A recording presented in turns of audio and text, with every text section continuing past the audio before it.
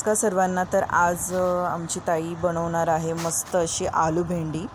आलू भेंडीची रेसिपी मी सुद्धा दाखवली होती, पण ती वेगळ्या पद्धतीत दाखवली होती आणि ताई आमची वेगळ्या पद्धतीने बनवणार आहे। ती उकडलेले बटाट्यांचा वापर करून मस्त अशी आलू भेंडी बनवणार आहे। लसूण, कांदा, टोमॅटो याचा वापर न करता खूप टेस्टी बनवणार आहे। तर इथे ह्या पद्धतीने तिने चिरलेले होते भेंडी आणि तेल टाकून मला सांगितलं तू फ्राय कर, तोपर्यंत इथे मी बटाटे चिरून घेते। उकडलेले बटाटे होते, थंड झाले आणि तिने साल काढून चिरून घेतले मोठ्या याच्यामध्ये। मग 2 मिनटं मी फ्राय केलं। त्यानंतर मग तिने कशा पद्धतीने करायचं तिला म्हटलं तू कर आणि मग मस्त तिने भेंडी अशी फ्राय केली। तेल थोडंसं जास्त टाकलं आणि मस्त कुरकुरीत अशी भेंडी फ्राय करून घ्यायची। चांगले 5-10 मिनटं तरी करून घ्यायचं। त्यानंतर इथे फ्राय केलं ताईने आणि इथे एका ताटामध्ये फ्राय केल्यानंतर ही भेंडी काढून घेतली। यात मीठ वगैरे काही टाकलं नाही, अशीच भेंडी फ्राय करायची।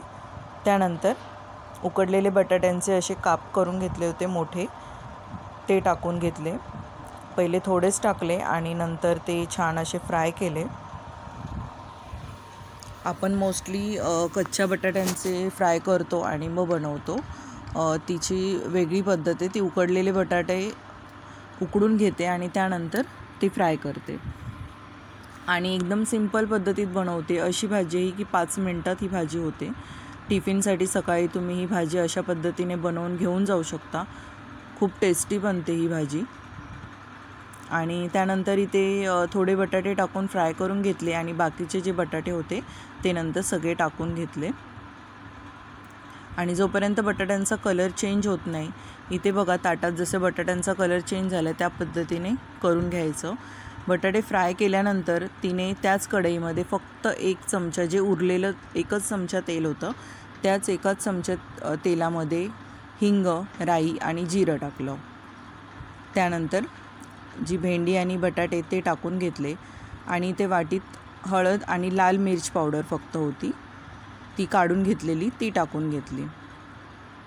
चवीनुसार मीठ टाकलं। ती मीठ हातानेच टाकते, हाताने तिला अंदाज समजतो, त्यामुळे ताई हातानेच टाकते। आणि त्यानंतर इथे मस्त अशी छान असं फ्राय केलं। आता हे चांगलं मसाला चांगला फ्राय होईपर्यंत, त्याचा कच्चेपणा निघेपर्यंत हे छान असं मिक्स करून घ्यायचं की भेंडीला आणि बटाट्यांना सगळा मसाला, जी मिरची पावडर, मीठ सगळं लागेल असं मिक्स केल्यानंतर आपली ही भाजी रेडी झाली। आणि मी आता ही प्लेटमध्ये सर्व करते तुम्हाला दाखवण्यासाठी की अशा पद्धतीने ही 5 मिनटात होणारी भाजी आहे। फक्त बटाटे उकडून रेडी असले पाहिजेत की आपली ही भाजी लगेच रेडी होते। जर सकाळी टिफिनमध्ये तुम्हाला बनवायचे असेल तर तुम्हीही रात्री हे बटाटे उकडून ठेवू शकता। तर हा व्हिडिओ तुम्हाला आवडला असेल, कशा पद्धतीने बनवली आहे, सोप्या पद्धतीत बनवली आहे, तर ते आवडलं असेल तर लाईक करा, शेअर करा, सबस्क्राईब करा आणि छान छान कमेंट करा। तर भेटूया आपण नेक्स्ट व्लॉगमध्ये अशाच एका नवीन रेसिपीसोबत। बाय सर्वांना।